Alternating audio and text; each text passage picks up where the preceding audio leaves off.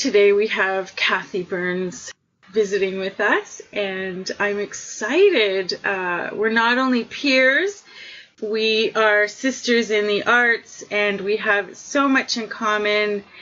I just can't wait to start talking about it. But your interest here today was around some work that you're developing, but also with talking about fathers. So Cathy, hello.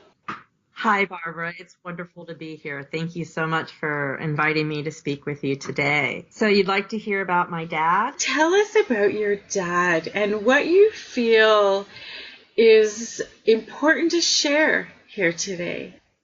My dad, actually, one of the things that I really loved about him is that he always spoke to me at my level. My dad was a very intelligent man. He actually became a member of Mensa, the high IQ society, later in life. But I never felt talked down to or talked over. My parents divorced when I was young, so I would go and spend a month visiting him in the summertime. And so we got a lot more attention, maybe a lot more one-on-one than we would have had we stayed a family. And we were always going to new places. I mean, obviously there were like the amusement parks and things like that. But we would also go just on like little traveling trips or to museums. And everywhere we went, my dad had a lesson, you could almost say, prepared. And he would just weave it into our conversation, all these interesting facts about where we were and how that place came to be. So, for example, we did a tour of the Hearst estate. And this is, I think it's Randolph Hearst, who was the founder of a newspaper. And he had this amazing mansion in California. And so we went there and he talked about the history and how this came to be and who this man was and how he became famous. And so it was always educational to be around my dad. And I always felt honored because he was at my level. What a gift to grow up feeling heard and respected and important, that not only did he have something to contribute to you, but it sounds like he was a really good listener. He was a really good listener. And, you know, it's interesting. He stuttered all of his life.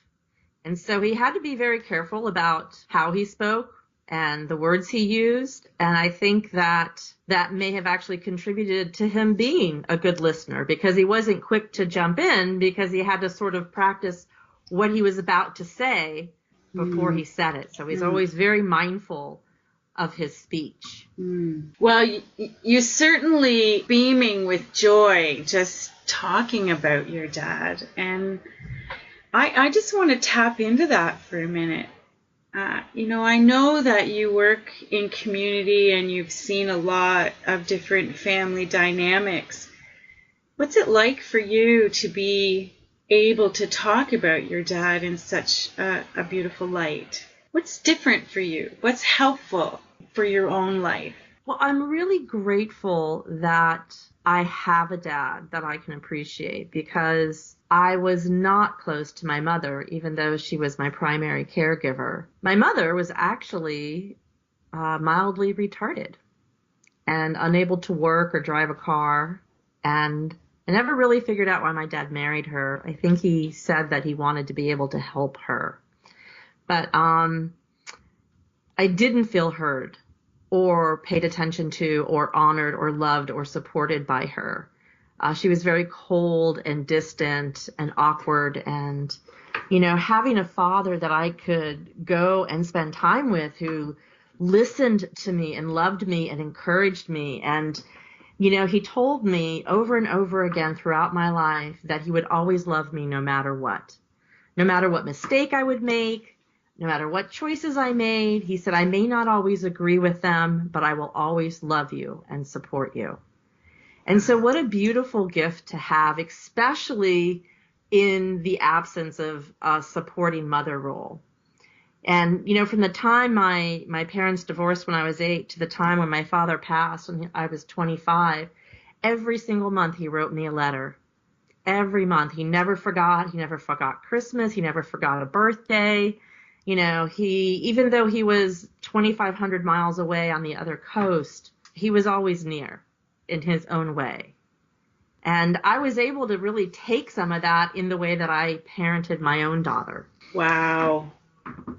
That to me it's so far from my reality. And so, part of wanting to really dive into Father's Day is my own journey of healing.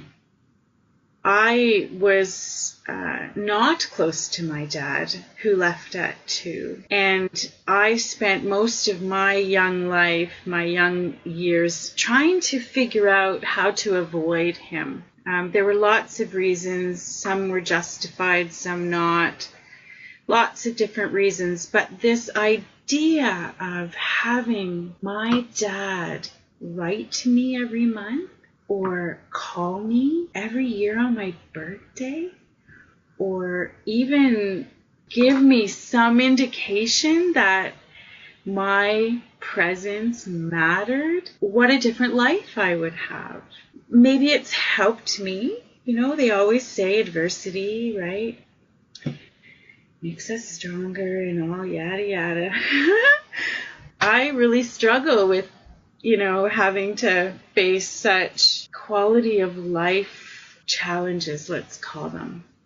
Because now we see how important it is for connection, for people's health and wellness, that how we care about each other matters, and how we connect with each other matters. So, maybe I wouldn't be as passionate of a person if my father had have been a different way. So I accept the blessings in the adversity.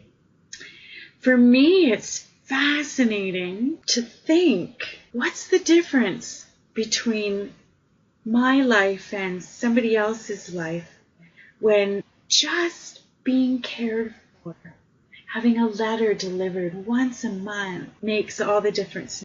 What do we want the world to know about that? That's what makes me really curious. Well, I just want to take a moment, Barbara, and acknowledge you for your wisdom of being able to appreciate the lessons and the gifts in the challenges that happened. And I think I even hear some forgiveness in there for him not being able to give you what you needed as a child. And I have a similar thing. Of course, this is about fathers, not mothers, but I have a similar story to tell about my mother and the blessings I've come to find from that inadequate relationship. Yeah, and I think that's valid in this conversation if you want to go ahead, because, one of the things that I learned a long time ago is that the most important way that a man can love his children is to honor his mother, their mother. It's so important. Mm-hmm. So yeah, please feel free to go wherever this conversation goes. Well, just to share about that with my mother, by the time I was 8, I knew that there was something different about her. And that was confirmed by a neighborhood kid who my grandmother had told her mother that my mother had, basically a learning impairment. Is something that's what I think they called it back then. But I was always embarrassed of her. And I grew up very, very angry and very full of self-pity. Why me? What did I ever do to deserve a mom like this? She wasn't like the other moms. She was also much older than them. People made fun of her. I had to explain about her before every time anybody came home. And interestingly enough, I learned later in life that a lot of that is very similar to somebody who grows up in an alcoholic home.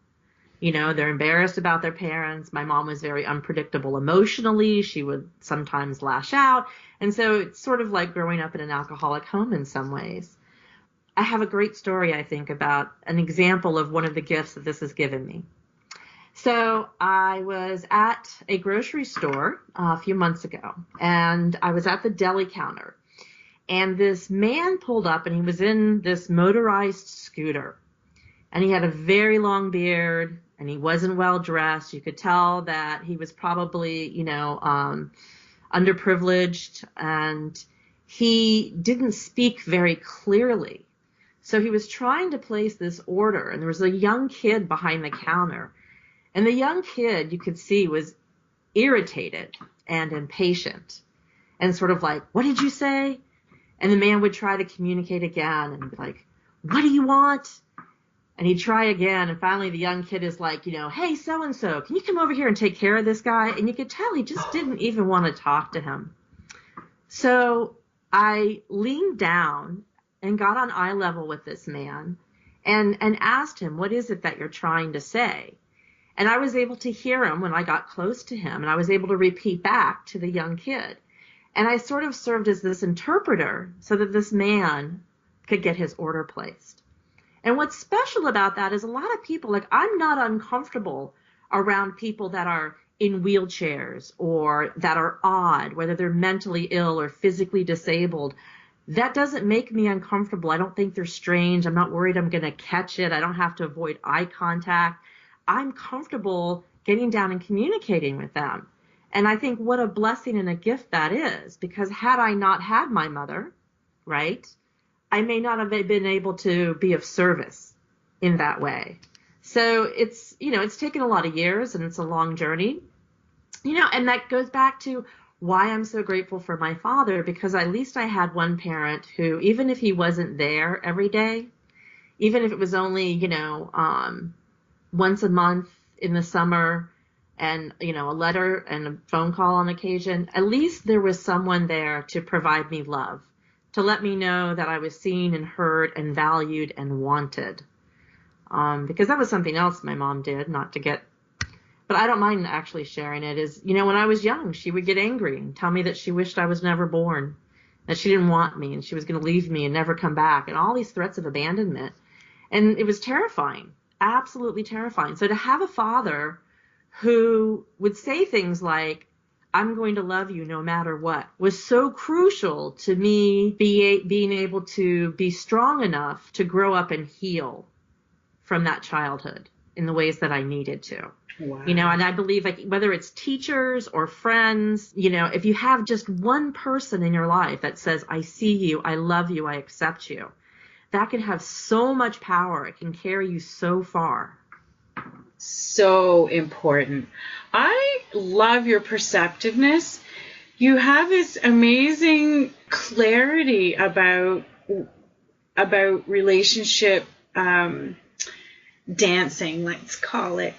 And oh my goodness, what a great story, and a perfect example of how accepting other people sets us up for the rest of our life. I mean, your experience of learning to accept your mother set you up in a positive way for accepting others.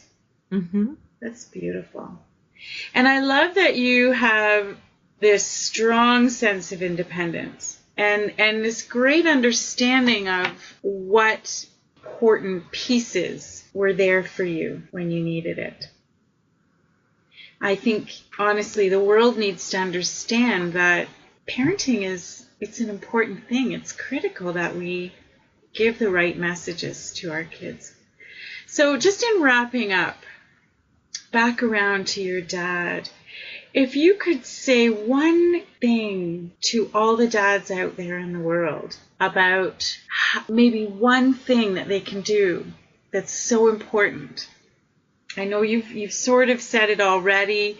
Maybe you have a different idea of something that a dad could do for their kids. I'm asking for advice for all the dads out there. Any thoughts? Yes. I would say be present.